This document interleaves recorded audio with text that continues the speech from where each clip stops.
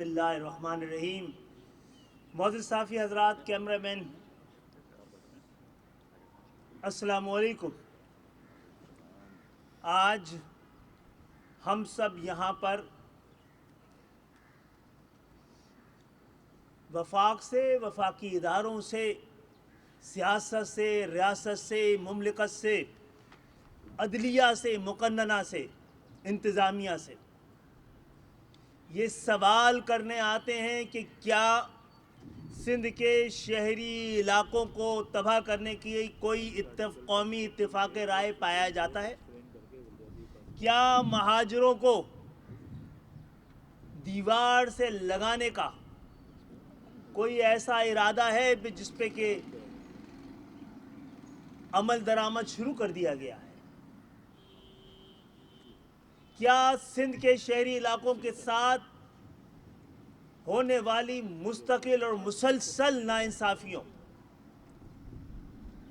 لوگوں کو گننے سے لے کر اور ووٹر لسٹ تک، اور لوگوں کو گننے سے لے کر ووٹ کو گننے تک، ہر مرحلے پر مستقل مسلسل آہستہ آہستہ قطرہ بقطرہ زہر بزہر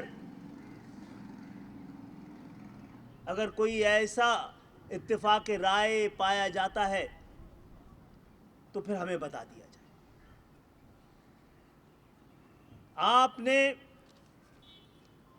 اس سوچ کو، ان لوگوں کو، اس تنظیم کو کہ جس نے پاکستان کو دو لخت کر دیا تھا، نظریہ پاکستان کے بدن کو ڈھا دیا تھا، اب آپ ان کے ذریعے نظریہ پاکستان کی روح کو بھی کچلنا چاہتے ہیں. اس 11 سال میں پاکستان کے ضمیر سے سوال کرنا چاہتا ہوں، کیا 2008 میں پاکستان پیپلز پارٹی کے آنے سے پہلے کراچی کے حالات وہی تھے جو آج ہیں؟ یہ تباہ کاری اسی درجے کی تھی، بے روزگاری اسی درجے کی تھی، تعلیمی پسماندگی اسی درجے کی تھی، شہروں کے حال کیا یہی تھے، پینے کے پانی کی اس قدر تنگی کیا اس وقت بھی تھی، کراچی کی ٹرانسپورٹ کا کیا یہی حال تھا، روڈیں اسی طرح کی تھی؟ کس شہر کی بات ہو رہی ہے؟ کن لوگوں کی بات ہو رہی ہے؟ کن علاقوں کی بات ہو رہی ہے کہ جس کے بغیر پاکستان کا افسانہ، پاکستان کی کہانی، پاکستان کی تاریخ سب لاچار، مجبور اور ادھوری ہے؟ وہ شہر جو پوری ذمہ داری کے ساتھ اپنی حب الوطنی کے تقاضوں کو پورا کرتے ہوئے اپنے خون پسینے کی کمائی قومی خزانے میں جمع کرتا ہے تاکہ اسلام آباد کے ایوان سجے رہیں، پنجاب کے باغات لہلاتے رہیں، لیکن آپ کی نظر کرم اس جانب ہو کے نہیں دے رہی. آپ کیا کسی ایک شخص کے جرم کی سزا پوری قوم کو دینا چاہتے ہیں؟ کیا 22 اگست کو ہم نے وہ کچھ کر کے نہیں دکھایا، 23 اگست کو، جو پاکستان کی تاریخ میں کبھی کسی نے نہیں کیا، کہ پاکستان کی حرمت کے خاطر ہم نے لا تعلقی کا اعلان کیا؟ آج اس لیے جمع ہے کہ اب سندھو دیش کے منصوبے کا ایک بڑا منصوبہ نئے بلدیاتی نظام کے نام سے اس شہر پر اور سندھ کے شہری علاقوں پر مسلط کیا جا رہا ہے.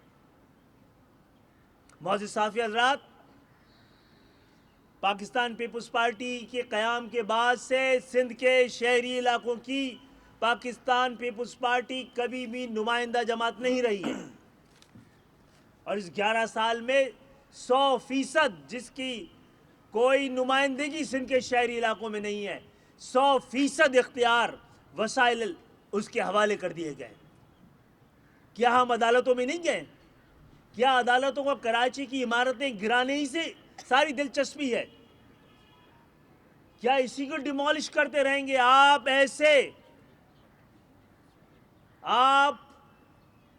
आइन के निगहबान हैं। आप आइन की तशरीह करने की जिम्मेदारी रखते हैं। आपको आर्टिकल 140A के खिलाफ बनने वाले बल्दियाती निज़ाम को डिमोलिश करने का आपको क्यों ध्यान में नहीं आया है? वो ऐसा निज़ाम जो जमहूरियत को, बुनियादी जमहूरियत को और अल्टीमेटली सिंध को डिमोलिश करने का एक इरादा है, इस पे अदलिया की खामोशी? क्या कोई, ये हक तो हम भी रखते हैं कि अदालतें भी उसी टैक्स से चलती हैं। इससे आम पाकिस्तानियों को हक है कि उनसे सवाल करें कि ऐसे कौमी अहमियत के मुकदमात जो आपके पास मौजूद हैं, उन पे ऐसी ताख़ीर, मुजरिमाना ताख़ीर, ये आखिर किस लिए है? हम कहते रहे थे, मजबूरी की ज़बान बयान करते रहे थे, अपनी ज़रूरियात बयान करते, और ये बताते रहे हैं कि सिंधु देश के ख्वाब को पालने की जिम्मेदारी अब पीपुल्स पार्टी ने गोद ली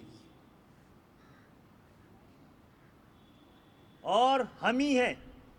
हमारी सोच, हमारे अंदर मौजूद हुब्बुल वतनी और हमारी 70 साल में पाकिस्तान की तारीख की गवाही कि जो सिंधु देश और उसके ख्वाब के दरमियान सबसे मजबूत दीवार है, आप उस दीवार को ढाना चाहते हैं।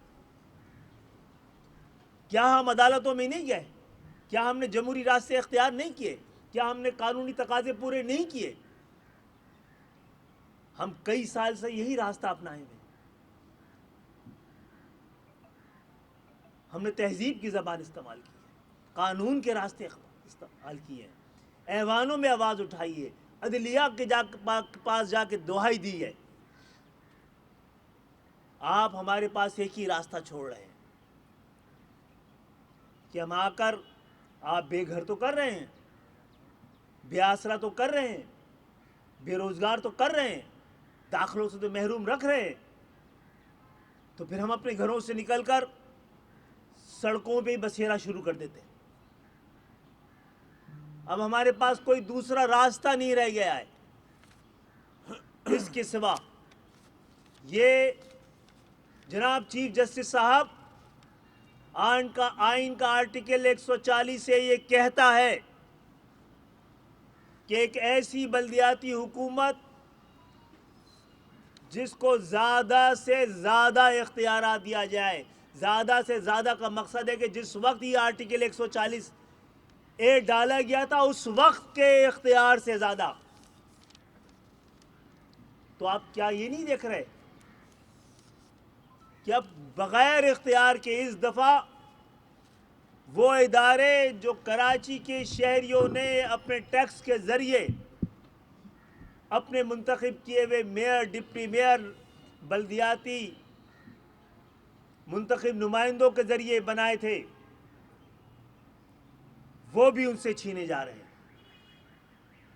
KMDC MQM के दौर में बल्दियाती अपने बजट से बल्दियाती वसाइल से बनाया गया था। हम कैसे इसको पाकिस्तान पीपुल्स पार्टी की लिसानी, नस्ल परस्त, मुतासिब और मुल्क दुश्मन हुकूमत के हवाले कर सकते हैं? KIGD MQM के दौर में बल्दियात में के वसाइल से बनाई गई है। इसी तरह बहुत सारे अब्बासी अस्पताल है, सुबराज है, आई स्पेंसर हॉस्पिटल है, इस दर्जनों हॉस्पिटल्स जो कि खुद आप लोगों ने, कराची के लोगों ने अपने वसाइल से बनाए थे।